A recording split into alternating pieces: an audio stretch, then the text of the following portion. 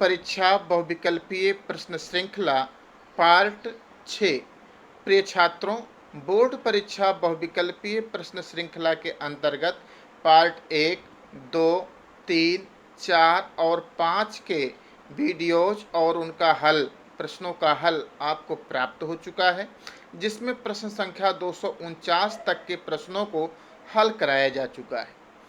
Part 6 में प्रश्न संख्या 250 से प्रश्न संख्या 298 तक आज हम हल करेंगे। पहला प्रश्न है, सही सुमेलित है। इसमें एक तरफ रचनाएं दी गई हैं, दूसरी तरफ रचना की विधा दी गई है। आपको बताना है कि कौन सी रचना और उसकी विधा सही सुमेलित है। भारत भारती, महाकाव्य, प्रणभंग, चरित काव्य, गीतिका, वीर काव्य या रश्मिरथी खंड काव्य। तो भारत भारती महाकाव्य नहीं है, गीतिका वीर काव्य नहीं है, प्रणभंग चरित काव्य नहीं है और रश्मिरथी खंड काव्य है। ये आप लोगों को पढ़ाया भी जाता है। अगला प्रश्न है कि छायावाद की मुख्य विशेषता है प्रकृति चित्रण, युद्धों का वर्णन, यथार्थ चित्रण या भक्ति की प्रधानता। तो आप लोग इसको समझ गए होंगे कि प्रकृति चित्रण ही छायावाद की मुख्य विशेषता है। अगला प्रश्न है कि राष्ट्र कवि की उपाधि से विभूषित हैं कौन? राम कुमार वर्मा, मैथिली शरण गुप्त, महादेवी वर्मा या सूर्यकांत त्रिपाठी निराला। तो आप राष्ट्र कवि को भली भांति जानते हो। मैथिली शरण गुप्त को राष्ट्र कवि की उपाधि से सम्मानित किया जा चुका है। प्रश्न संख्या 253, अड़िमा के रचयिता हैं। अड़िमा एक काव्य संग्रह है, इसके रचयिता कौन हैं? सूर्यकांत त्रिपाठी निराला, जयशंकर प्रसाद, सुमित्रा नंदन पंत या डॉक्टर राम कुमार वर्मा। तो अड़िमा काव्य संग्रह के रचयिता सूर्यकांत त्रिपाठी निराला जी हैं। अगला प्रश्न है, महादेवी वर्मा की रचना है झरना, गुंजन, रत्नाष्टक या यामा। तो आप लोग इसको पहले से भी पढ़ चुके हो। यामा महादेवी वर्मा की रचना है, जो उनका गीत संग्रह भी है। अब चलते हैं प्रश्न संख्या 255 की तरफ। श्रृंगार लहरी किसकी रचना है? सूरदास, जगन्नाथ दास रत्नाकर, मतिराम या महादेवी वर्मा की। श्रृंगार लहरी आधुनिक काल की रचना है और इसकी रचना जगन्नाथ दास रत्नाकर ने की थी। तो जगन्नाथ दास रत्नाकर ऑप्शन ग इसका सही है। अगला प्रश्न है कि आधुनिक युग की मीरा हैं महादेवी वर्मा, सुभद्रा कुमारी चौहान, सुमित्रा कुमारी सिन्हा या इनमें से कोई नहीं। तो महादेवी वर्मा को ही आधुनिक युग की मीरा कहा जाता है। संसद से सड़क तक किस कवि की रचना है? ये काव्य संग्रह भी है और एक कविता का नाम भी है, संसद से सड़क तक। मुक्तिबोध, नागार्जुन, धूमिल या अज्ञे। तो संसद से सड़क तक ये धूमिल की रचना है।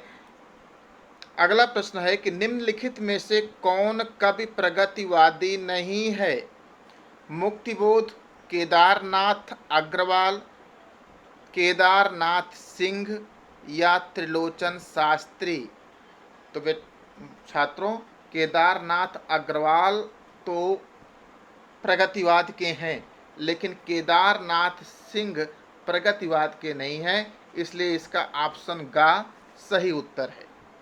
अगला प्रश्न है कि तार सप्तक के कवि हैं। तार 4 कवियों को दिया गया है, आपको बताना है इसमें कौन सा कवि तार सप्तक का है। सच्चिदानंद, हीरानंद वात्स्यायन अज्ञे, धर्मवीर भारती, प्रयाग नारायण त्रिपाठी या सुमन राजे। तो आप लोग तार सप्तक का प्रकाशन अज्ञे ने ही किया था, आप लोग जानते हो। तो तार सप्तक के कवि इसमें अज्ञे जी हैं। अगला प्रश्न संख्या 260, सैनिक और अंग्रेजी त्रैमासिक वाक के संपादक थे। सैनिक पत्र और अंग्रेजी का त्रैमासिक पत्र वाक, इसके संपादक कौन थे? धर्मवीर भारती, सच्चिदानंद हीरानंद वात्स्यायन अज्ञेय, रामधारी सिंह दिनकर या डॉक्टर हरिवंश राय बच्चन। तो प्रिय छात्रों, सच्चिदानंद हीरानंद वात्स्यायन अज्ञेय ने सैनिक समाचार पत्र का संपादन किया था और एक अंग्रेजी का त्रैमासिक पत्र निकाला था जिसका नाम है वाक। इसलिए इसके ऑप्शन खा सही है। अज्ञेय हैं जिन्होंने सैनिक समाचार पत्र और अंग्रेजी त्रैमासिक वाक का संपादन किया था। एक नया प्रश्न है जो 2012 में पूछा भी जा चुका है। अगला प्रश्न है कि कौन सी कृति महाकाव्य नहीं है? रामचरितमानस, साकेत, यामा या रश्मिरथी, पद्मावत। तो आप लोग जानते हो कि रामचरितमानस तुलसीदास जी द्वारा लिखित महाकाव्य है, साकेत मैथिली शरण गुप्त का महाकाव्य है, पद्मावत मलिक मोहम्मद जायसी का महाकाव्य है, लेकिन यामा जो है वो महादेवी वर्मा का गीत संग्रह है और रश्मिरथी जो है दिनकर जी के द्वारा लिखित एक काव्य है, कविता है, लंबी कविता है। इसलिए यामा या रश्मिरथी ये महाकाव्य नहीं है, बाकी तीनों महाकाव्य हैं। तो इसमें ऑप्शन गा सही है। अगला प्रश्न है कि नई कविता का आरंभ माना जाता है। लिखा गया है 1938 ईस्वी से, 1943 ईस्वी से, 1954 ईस्वी से, 1971 ईस्वी से। तो छात्रों 1943 ईस्वी से प्रयोगवाद का प्रारंभ माना जाता है। 1971 ईस्वी में तीसरे सप्तक का प्रकाशन हुआ था। 1954 ईस्वी इन नई कविता का प्रारंभ माना जाता है। ऑप्शन गा, इसमें भी ऑप्शन गा ही सही है। अगला प्रश्न है कि निम्नलिखित में से किस काव्य कृति पर भारतीय ज्ञानपीठ पुरस्कार नहीं मिला है? चिदंबरा, कितनी नावों में कितनी बार, उर्वशी या प्रिय प्रवास। तो छात्रों चिदंबरा पर ज्ञानपीठ पुरस्कार प्राप्त हो चुका है, उर्वशी पर भी ज्ञानपीठ पुरस्कार प्राप्त हो चुका है, कितनी नावों पर कितनी बार पर भी ज्ञानपीठ पुरस्कार प्राप्त हो चुका है, लेकिन ये प्रिय प्रवास जो कि हरिओं जी का हिंदी खड़ी बोली का प्रथम महाकाव्य है, इस पर भारतीय ज्ञानपीठ पुरस्कार प्राप्त नहीं हुआ है। तो ऑप्शन घा इसमें सही है। अब प्रश्न संख्या 264, अज्ञेय को भारतीय ज्ञानपीठ पुरस्कार प्राप्त हुआ है। अब देखो उसी प्रश्न का उप प्रश्न के रूप में पूछा गया है 2016 में कि अज्ञेय को भारतीय ज्ञानपीठ पुरस्कार किस पर प्राप्त हुआ है? कितनी नावों में कितनी बार, अरियो करुणा प्रभा में, आंगन के पार द्वार या ऐसा कोई घर देखा आपने। तो कितनी नावों में कितनी बार जो ज्ञानपीठ पुरस्कार प्राप्त हुआ है ये अज्ञेय की ही रचना है और इस पर जो है अज्ञेय को भारतीय ज्ञानपीठ पुरस्कार प्राप्त हुआ है। अगला प्रश्न है कि कामायनी रचना है अर्थात कामायनी के रचनाकार कौन है, किसकी रचना है? सूर्यकांत त्रिपाठी निराला, महादेवी वर्मा, जयशंकर प्रसाद, मोहन अवस्थी। तो ये सरल प्रश्न है, आप लोग जानते हो कामायनी जयशंकर प्रसाद द्वारा रचित महाकाव्य है। प्रश्न संख्या 266, बाला बोधिनी ये पत्रिका है, इसके संपादक कौन हैं? भारतेंदु हरिश्चंद्र, सूर्यकांत त्रिपाठी निराला, रामधारी सिंह दिनकर या जयशंकर प्रसाद। तो इसको भी हमने पिछले वीडियोज में आपको बता चुके हैं कि बाला बोधनी, कवि बचन सुधा, हरिश्चंद्र चंद्रिका ये तीनों पत्रिकाएं भारतेंदु हरिश्चंद्र की हैं। कवि बचन सुधा नामक पत्रिका के संपादक कौन है? अब आपको सोचना ही नहीं ज़्यादा, भारतेंदु हरिश्चंद्र इस पत्रिका के भी संपादक हैं। साकेत किसकी रचना है? मैथिली शरण गुप्त, हरिऔध, जयशंकर प्रसाद या निराला। ये भी आपके सिलेबस से ही संबंधित है। मैथिली शरण गुप्त का साकेत महाकाव्य है। प्रश्न संख्या 269 की तरफ चलते हैं। दूसरा सप्तक के कवि हैं रामविलास शर्मा, गिरिजा कुमार माथुर, केदारनाथ सिंह या भवानी प्रसाद मिश्र। तो भवानी प्रसाद मिश्र ये दूसरे सप्तक के कवि नहीं हैं, बाकी गिरिजा कुमार माथुर, रामविलास शर्मा और केदारनाथ सिंह इनको दूसरे सप्तक में शामिल किया गया था। ऑप्शन घा सही है। चांद का मुंह टेढ़ा है के रचनाकार हैं भवानी प्रसाद मिश्र, मुक्तिबोध, केदारनाथ अग्रवाल या शमशेर बहादुर सिंह। चांद का मुंह टेढ़ा है ये मुक्तिबोध की प्रगतिवादी रचना है। मैथिली शरण गुप्त की रचना में राष्ट्र प्रेम की भावना परिलक्षित होती है। किस रचना में? भारत भारती में, जयद्रथ वध में, साकेत में या पंचवटी में?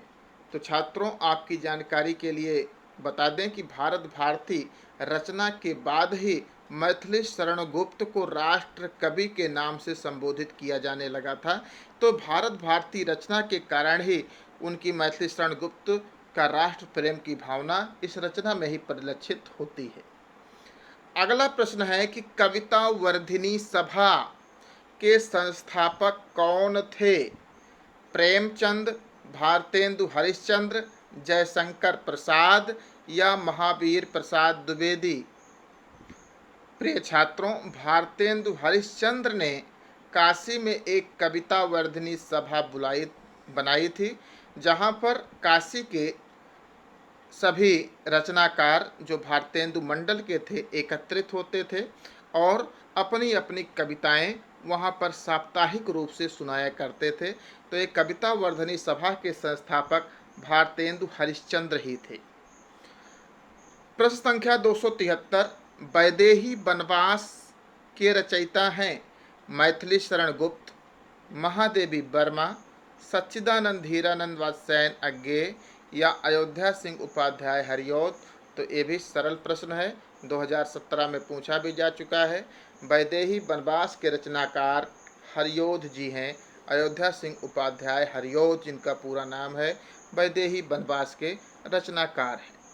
प्रश्न संख्या 274, जयशंकर प्रसाद कृत कामायनी किस प्रकार का महाकाव्य है? अब महाकाव्य हम पहले ही बोल चुके, तो कामायनी तो महाकाव्य ही है, खंड काव्य मुक्तक काव्य नहीं है। कामायनी क्या है?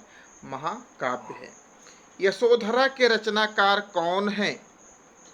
अयोध्या सिंह उपाध्याय हरिऔध, मैथिली शरण गुप्त, रामधारी सिंह दिनकर या जयशंकर प्रसाद?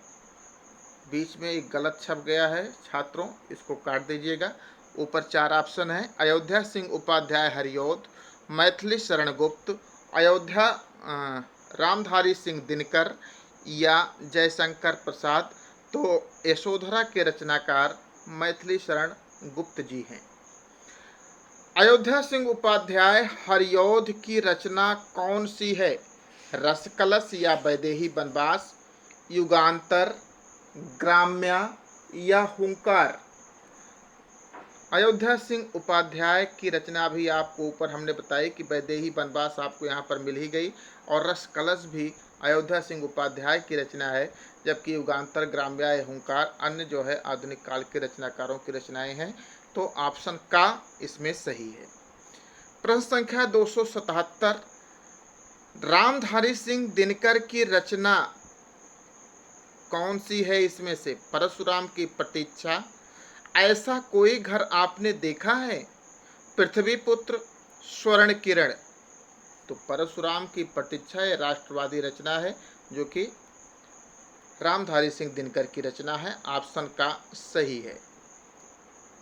प्रश्न संख्या 278, कवि हरिऔध का रस है, अर्थात हरिऔध ने अपने काव्य में किन रसों का उपयोग सर्वाधिक किया है?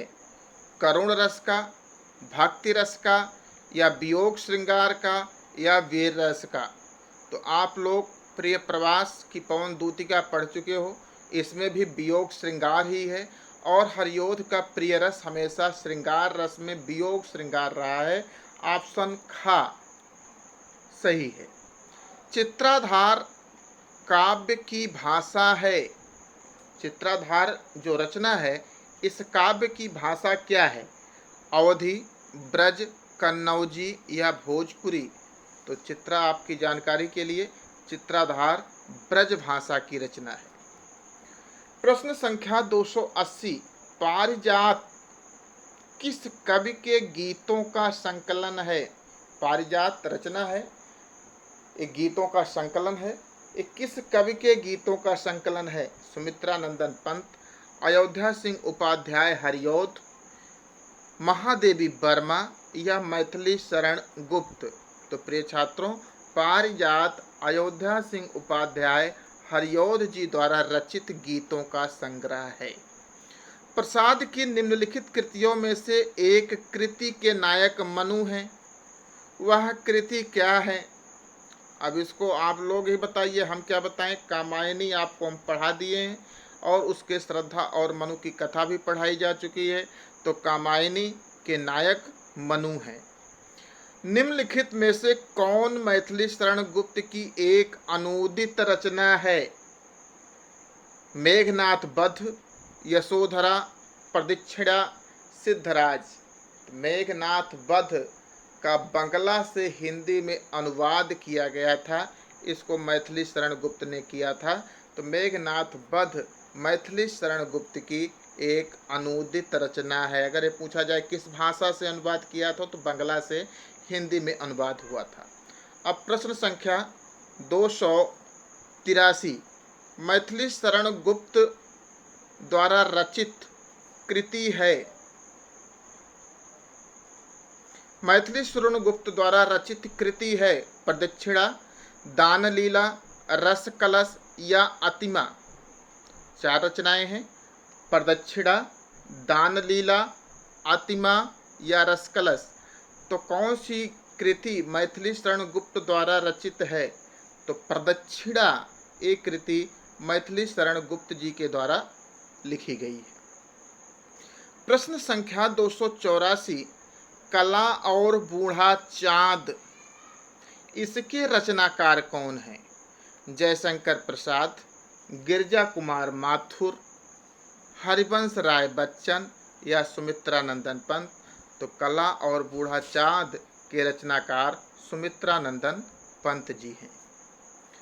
कौन सी रचना अज्ञेय की नहीं है? बावरा अहेरी, सुनहले सैवाल, इत्यलम या रेणुका। आप लोग इसको ऐसे भी याद कर सकते हो कि कौन सी 3 रचनाएं अज्ञेय की हैं। तो बावरा अहेरी, चिंता, इत्यलम, सुनहरे सैवाल, हरी घास पर क्षणभर, ये सब रचनाएं अज्ञेय की हैं। जबकि रेणुका, हुंकार, रश्मिरथी, परशुराम की प्रतीक्षा, दिल्ली, ये सब रचनाएं दिनकर की हैं। तो ऑप्शन घ सही है। रामधारी सिंह दिनकर द्वारा रचित ग्रंथ है, अभी अभी हमने बताया हुंकार। तो हुंकार जो है रामधारी सिंह दिनकर के द्वारा रचित ग्रंथ है। कवि पंत समाजवाद की ओर उन्मुख हुए। पंत वास्तव में छायावादी कवि थे, लेकिन अपनी किस रचना से इस समाजवाद की ओर उन्मुख हुए? और इस समाजवाद आया कहाँ से? रूस से। रूस के समाजवादी विचारधारा जब भारत में फैलने लगी, तो उस समाजवाद की ओर कवि पंत उन्मुख हुए और उस तरह की रचनाएं करने लगे। तो किस रचना से उनका समाजवाद के प्रति मोह प्रदर्शित होता है, ऐसा भी प्रश्न पूछा जा सकता है। ग्राम्या में, स्वर्णधूल में, चिदम्बरा में या ग्रंथि में। तो आप लोग इसको इस तरह से भी याद कर सकते हो कि गाँव में समाजवाद ज़्यादा होता है, अर्थात गाँव का समाज ज़्यादा सुदृढ़ होता है। तो ग्राम्य रचना से पंत समाजवाद की तरफ उन्मुख हुए। प्रश्न संख्या 288 की तरफ चलते हैं। जयशंकर प्रसाद के काव्य की सिद्धावस्था कौन सी रचना मानी जाती है? अर्थात किस रचना के द्वारा जयशंकर प्रसाद काव्य में एकदम प्रवीण या सिद्ध समझे जाने लगे? आंसू, झरना, लहर या कामायनी। तो कौन सी सबसे बढ़िया रचना थी जयशंकर प्रसाद की? आप लोग सोच सकते हो कि जो उनका महाकाव्य था कामायनी, यहाँ से जयशंकर प्रसाद के काव्य की सिद्धावस्था प्रमाणित होने लगी। प्रश्न संख्या 289, हारे को हरिनाम काव्य ग्रंथ के रचनाकार कौन हैं? रामधारी सिंह दिनकर, जगन्नाथ दास रत्नाकर, सच्चिदानंद हीरानंद वात्स्यायन अज्ञ या मुक्तिबोध। तो हारे को हरिनाम एक नई रचना है, आप लोग इसको ध्यान दीजिएगा। अभी आपसे ऐसा प्रश्न हमने नहीं पूछा है। हारे को हरिनाम ये रामधारी सिंह दिनकर की रचना है। अज्ञेय जी की कौन सी रचना है? कुरुक्षेत्र, हरी घास पर क्षणभर, रश्मरथी, हुंकार। तो इसको भी अभी हमने पिछले प्रश्न में बताया कि हरी घास पर क्षणभर, बावरा अहेरी, कितनी नावों पर कितनी बार, पहले मैं सन्नाटा बुनता हूँ, ये सब रचनाएं अज्ञेय जी की हैं। तो ऑप्शन खा इसमें सही है। जयशंकर प्रसाद द्वारा ब्रज भाषा में रचित काव्य संग्रह कौन सा है? चित्राधार, कामायनी, लहर, आंसू। जयशंकर प्रसाद की ब्रज भाषा की रचना पिछले प्रश्न में भी अभी आया था। चित्राधार जयशंकर प्रसाद के ब्रज भाषा में लिखा गया काव्य संग्रह है। प्रश्न संख्या 292, वैदेही वनवास काव्य कृति है। यहाँ पर विधा पूछी जा रही है कि वैदेही वनवास काव्य कृति क्या है? खंड काव्य है या मुक्तक काव्य है या महाकाव्य है या चंपू काव्य है? तो वैदेही वनवास एक खंड काव्य विधा में लिखी गई है। ऑप्शन का सही है। 293, प्रश्न संख्या 293, ग्रंथि काव्य संग्रह के रचयिता कौन हैं? सुमित्रानंदन पंत, महादेवी वर्मा, रामधारी सिंह दिनकर या अयोध्या सिंह उपाध्याय हरिओत? तो ग्रंथ काव्य संग्रह ये सुमित्रानंदन पंत के द्वारा रचित है। आंगन के पार द्वार ये किसकी रचना है? जयशंकर प्रसाद, महादेवी वर्मा, अज्ञेय या सुमित्रानंदन पंत? तो ये भी अज्ञेय की रचना है। इसको भी हम पिछले प्रश्न में इसको बता चुके हैं। हिंदी साहित्य के आदिकाल के लिए चारण काल नाम किसके द्वारा दिया गया है? राहुल सांकृत्यायन, रामचंद्र शुक्ल ने, मतलब राम कुमार वर्मा ने या डॉक्टर नगेंद्र ने? तो विद्यार्थियों, हिंदी साहित्य के आदिकाल के लिए सिद्ध सामंत काल नामकरण राहुल सांकृत्यायन ने दिया है और चारण काल नामकरण भी राहुल सांकृत्यायन ने दिया है। ये दोनों प्रश्न पूछे जा सकते हैं। ध्यान रखिएगा कि राहुल सांकृत्यायन ने सिद्ध सामंत काल नाम दिया है, जबकि चारण काल राम कुमार वर्मा ने, हम यहाँ पर गलती सुधार रहे हैं अपनी, राहुल सांकृत्यायन ने सिद्ध सामंत काल नाम दिया है और राम कुमार वर्मा ने इसे चारण काल नाम दिया है। ऑप्शन गा इसमें सही है। प्रश्न संख्या 296, लहर के रचनाकार कौन हैं?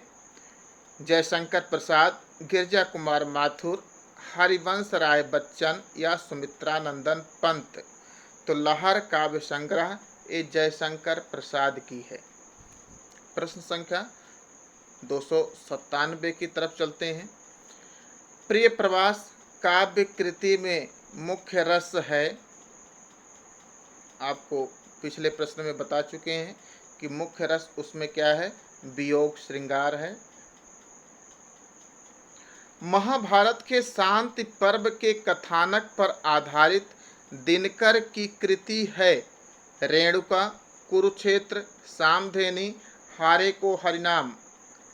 कौन सी महाभारत के शांति पर्व के कथानक पर आधारित दिनकर की कृति है? तो कौन सी कृति यहाँ पर आपको महाभारत पर आधारित नाम कौन सा दिखाई पड़ रहा है? कुरुक्षेत्र। ये महाभारत के शांति पर्व के कथानक पर आधारित दिनकर की काव्य कृति है। इस प्रकार से छात्रों, आपको इस प्रश्न संख्या 298 तक, 250 से 298 तक के प्रश्नों को हमने आपको हल कराया। आपको ये प्रश्न और इनके हल, इनके उत्तर निश्चित रूप से आपकी बोर्ड परीक्षा में बहुत ही महत्वपूर्ण भूमिका निभाएंगे।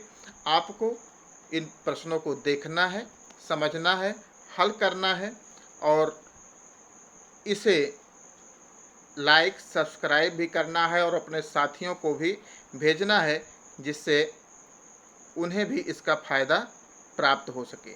धन्यवाद।